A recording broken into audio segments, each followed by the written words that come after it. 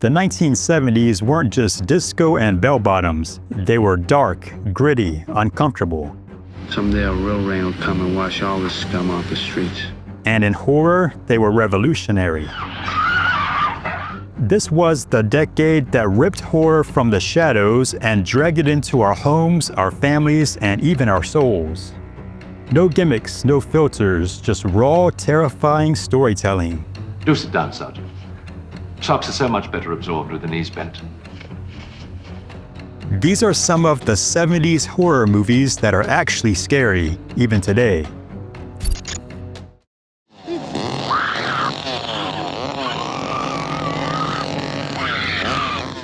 This isn't just a horror movie, it's a panic attack on film. Tobe Hooper's Texas Chainsaw Massacre feels like something you weren't supposed to see. It's raw, chaotic, and deeply unsettling. There's almost no blood, but your mind fills in the blanks because what you imagine is worse. The heat, the screams, the relentless pacing. You're trapped with the characters, and there's no safe place to hide. And Leatherface, he's not a villain with a backstory. He's not trying to be scary. He's just doing his job. Get away? Are you sure? And that makes him even more terrifying. This movie doesn't entertain you, it assaults you.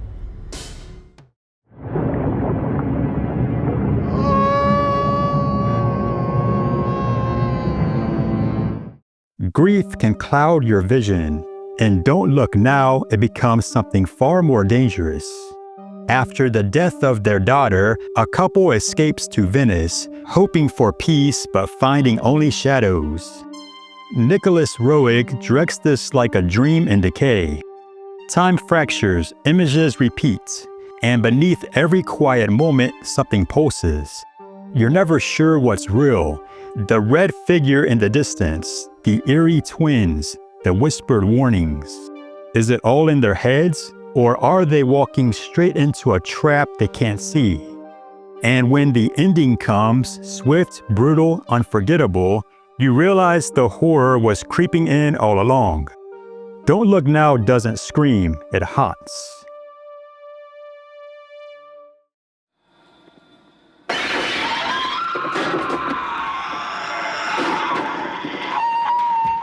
If horror was a hallucination, it would look like Suspiria.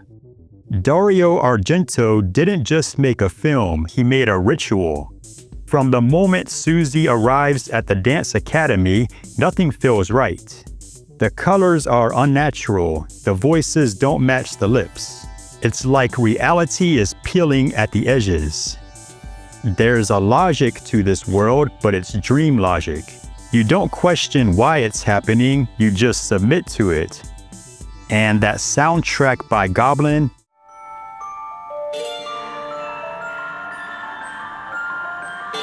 it's not music, it's a curse. It screeches and whispers and rattles your nerves before anything even happens. Suspiria isn't scary in the way most horror films are. It's more like being lost in a spell, one you're not sure you'll wake up from. Pity. You killed your mother! Your servant. You left her alone to Raging die! for his Shut life. up! I'll never forgive you! Shut up! Bastard! By now, everyone knows The Exorcist. Spinning heads, green vomit, the power of Christ compelling you. But here's the thing, strip away the shock value and it's still deeply terrifying, because it's not just about a demon in a bedroom. It's about watching someone you love turn into a stranger. It's about faith crumbling under the weight of real evil. The pacing is slow, deliberate. It builds a world where the supernatural feels eerily ordinary. And that's what makes it so disturbing. This isn't just a battle between good and evil. It's about helplessness, doubt, the absence of answers. Even today, The Exorcist doesn't feel dated because it looks you in the eye and asks, what would you do if this was real? I've always very careful with the needles. It won't hurt you. You're always very careful. It won't hurt you. What's in that shot? It's just to help you Tell sleep. me what was in the It's shot. just Why to do you help want you me to sleep. sleep? Why don't you just take It's what you want and important. go? Don't you understand? I It's won't tell important to anyone me. you're It's here. important to me. Martin says he's a vampire, and sometimes he looks the part. Cape, fangs, garlic, the whole myth. But those moments feel like dreams or delusions. Because in reality, Martin doesn't sleep in a coffin. He doesn't fear sunlight. He stalks his victims quietly, uses syringes and razor blades instead of teeth. George Romero crafted a horror film with no real monster, just a lonely, disturbed young man who may be clinging to a fantasy or hiding a terrifying truth. Is he mentally ill, or is he really centuries old like he claims? The film never gives you certainty, and that ambiguity You see? You see? You see? that slow, clinical look at violence and delusion is what makes Martin so unsettling. It's not just a vampire story, it's a tragedy wrapped in horror clothing.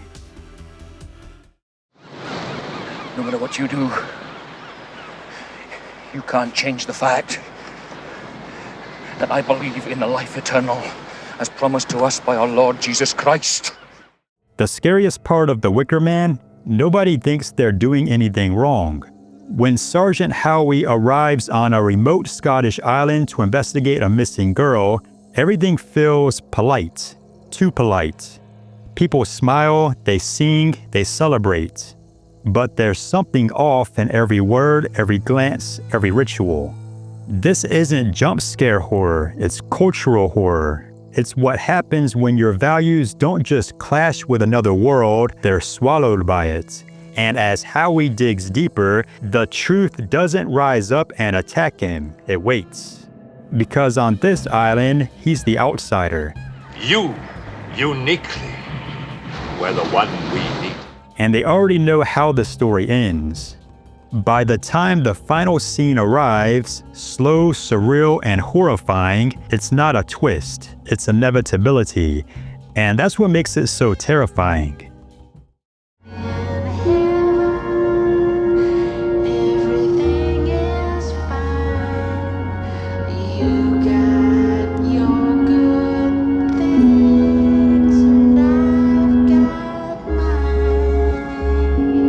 Eraserhead isn't scary because of monsters. It's scary because it feels like a dream you can't wake up from. David Lynch's first film drops you into a decaying industrial world where nothing makes sense and everything feels wrong. There's almost no plot, no explanation, just anxiety, claustrophobia, the overwhelming dread of existence. At the center is Henry, a man lost in his own life. He's awkward, isolated, and trapped in a world that doesn't seem to want him. Then comes the baby.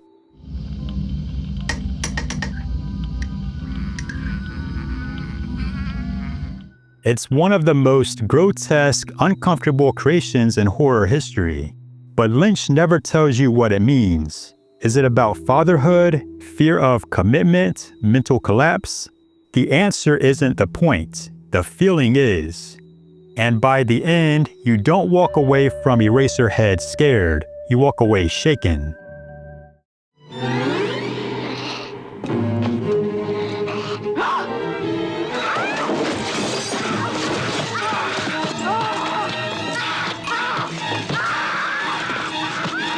Divorce, custody battles, repressed trauma.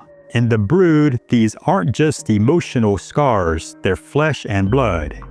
This is David Cronenberg at his most personal and most disturbing. It starts with a radical therapy method, then it spirals into murders. And soon we're looking at something far worse than just a killer on the loose. The horror in The Brood isn't just physical, it's psychological. It asks what happens when someone's pain is never processed, but externalized, and then weaponized. The film is slow, methodical, but when it reveals what's truly happening, It's stomach-turning, tragic, unforgettable. Kill Candace before I'd let you take her! And the final scene, it's not a climax, it's a scarring. The Brood sticks with you not just because of what it shows, but because of what it's saying.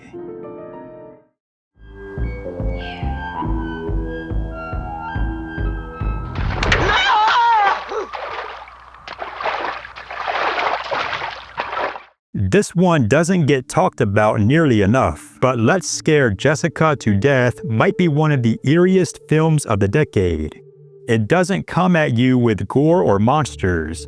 Instead, it whispers, Jessica, why have you come here? Jessica has just left a mental institution. She and her husband moved to a quiet farmhouse to start over. But something feels off about the town, the house, the people. And the problem is, Jessica doesn't trust her own mind, so neither do we. The horror here is delicate. You're never sure what's real, what's imagined, or what's remembered. The sound design is subtle but disturbing. Rustling trees, whispers, footsteps in the dark. The entire film feels like a half-remembered nightmare that you're trying not to revisit. There may be a ghost, or a vampire, or nothing at all. But when it ends, you're left with one overwhelming feeling, dread.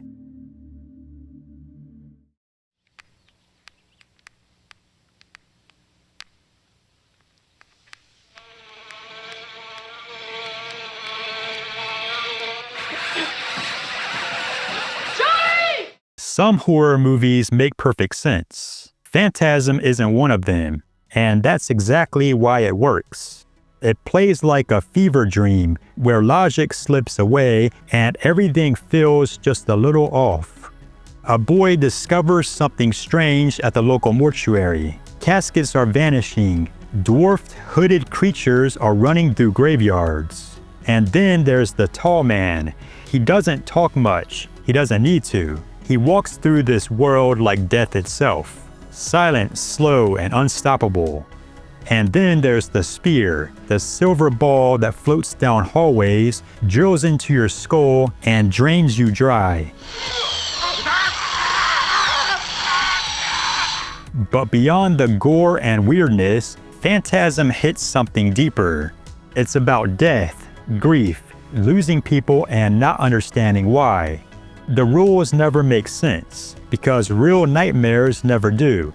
And Phantasm, it's one long, surreal nightmare, one that doesn't end when you wake up. The 70s didn't rely on gore or cheap jumps. They relied on atmosphere, tension, emotion.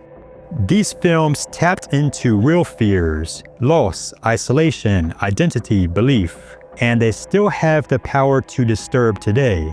So if you're tired of modern horror's loud bangs and fake blood, try going back, because sometimes the old scares are the ones that stay with you the longest.